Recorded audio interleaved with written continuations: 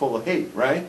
But the guys who are like subtle about it and just like made fun of her, you know, like with her big boobies, like telling everybody, you know, she's like showing her mammaries, right? And she's telling everybody how they have no manners. I think it was hilarious. Like the whole thing is funny. She like opened herself up to be made fun of. Speaking of being opened up, a lot of people thought she deserved to be raped for making that video, and I just don't agree. I don't think, raped? Yeah, I don't think she deserved to be raped for making that Somebody video. said she should be raped? Yeah, there are a lot of comments like on anonymous comments on YouTube? Yeah. I've learned not to read those. And they argue idiots that she deserved to be raped. Yeah, right. I just don't agree. I mean, That I is think the most- maybe a little consensual chastisement. Like, I think what she did was very naughty.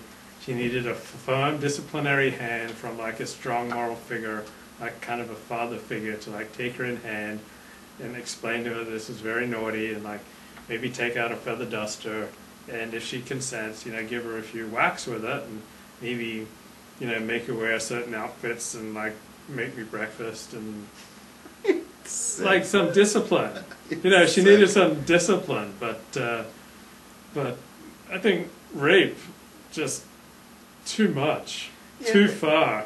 Here's what I think. I think anyone that once the people say rape or like they, you know, they got death threats and whatnot, right? Those are the people that are the problem. She's not the problem. Anyone who gets like that upset and is like, oh, I'm threaten her with death, and those are sick individuals, and those are people who are problems. And if they're like bought into all this liberal PC thing that's being taught, you know, and they're taking it to that extreme, then there's something seriously wrong. Well, there's already something seriously wrong with, but how much more so, there's something seriously wrong with this whole PC bullshit that's being taught at these schools. And Alexander, if you're out there and if you're watching this, please know that we should meet and discuss some of these weighty matters in like greater depth and in privacy. He'll teach you what's called the Alexandra technique. Yes. You know, I was personally thinking, you know, this is really a shame, because she probably doesn't have a single friend at UCLA, which is why she probably left. You know, it's like you're walking around campus, 40,000 people going, oh, racist, you're racist, you know, and all these death threats and all this stuff, which was really not necessary. And I can understand that if you're in a place and you're the pariah and everybody's giving you a hard time. I had the same thing when I was in Lubavitch. When I was in Lubavitch Yeshiva, that is what happened to me. That's exactly what happened to me, and I left because they actually threatened me with physical violence. That was the last straw. You know, have you ever been in a town that's all Lubavitch? Right? And you ever put yourself in a community like that where it's like thousands of people and they're all Chabad and you're going a different direction, right? There's no tolerance. Right? There's no tolerance for someone like that. Now, you want to talk about tolerance, and the complaint should be her lack of tolerance for Asians. Maybe it's everyone else's intolerance for her because she has a different Manners. Different approach. Opinion. She has a different opinion. She expressed her opinion. It's different than everybody else's at UCLA because she didn't care about this PC thing. And you know, and everybody's turned her into a pariah. I'm saying, where's the tolerance for her, right? You know, is she so terrible? You know, they try to compare her to like Hitler and stuff. Like what? Because she's in the library, you know, and she gets disturbed. That's Hitler. I mean, like, wow, hyperbole. Woo! You know. So how is Libya like Purim? Okay, Sylvia, we'll get to your thing. Hang on. We're going to get to some Torah. What? How is Libya like Purim? How was Libya like Purim? Someone pointed this out to me today. You ready for this? Yeah. Okay. The first line of the Megillah that we read yesterday. Yesterday we read the Megillah. What does it say? I don't remember. It says in the days of King Ahasuerus, there was he ruled, right? 127 provinces, Mahodovad Chush, right? From these two towns. 127 provinces. This is right there in the Megillah. That was yesterday. What happened yesterday? The U.S. celebrated Purim by commemorating Purim by doing what? Dropping 127 cruise missiles on Libya. Exactly. Isn't that weird? Did you know that? Yeah. What's the connection there? Well, I got together with a girl and I dropped 127 cruise missiles on. people, Jews had different ways of celebrating Purim, and that was mine.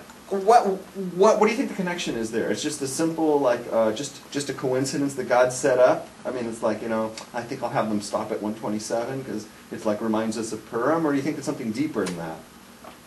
I tend to be skeptical of deeper, but you can... I just think it's very, interesting. Historically, there's always been a connection between Purim and our wars that we started in the Middle East, or end. If I remember correctly, the war that the first Iraq, the first of Iraq in 03. The one that started on Purim. Mm-hmm. 03 started on Purim. Was it 01? 91. Mm-hmm. Finished on Purim. Hmm.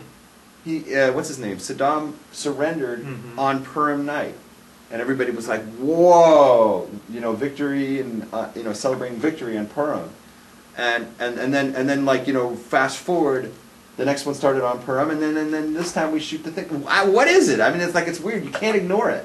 You can't ignore it. It's like bizarre that there's this connection. And why are Persian women just so smoking hot? I mean, we've got the heroine of the Book of Esther as a hot Persian Jewish woman who sleeps with the king and wraps him around a little finger. And then as I walk around the neighborhood, there are so many hot Persian women who could totally have me wrapped around their finger if they wanted to. They could deliver to me the discipline that I so sorely need. What is it about Persian women that just makes them so hot? For me, it's just their shape. Like they've got this great shape, like they're really curvy, and they got this nice shape, and they tend to be like a little more traditional, a little more shy. Like they're not, I did 5 black guys last night. That doesn't tend to be the way Persian women speak. And they carry these expensive purses. But for me, it's just like the shape of them. It's just so enticing. And then I think they age pretty well. And they just drive me crazy. Like normally in my mind it's just like totally on Torah, but when I see a Persian woman, I just want to like make babies. Okay, all right, that's well said. Thank you very much. So, what do we want to talk about next? Do you want to? Did you have anything from last week? Oh, Torah related. So we talked about Purim. Last week's show. Wait, let's go through the topics. We talked about Purim. Mm-hmm. We talked about the connection of Purim and the Libya thing. Anything else you want to talk about Libya? Nah. I'm ambivalent.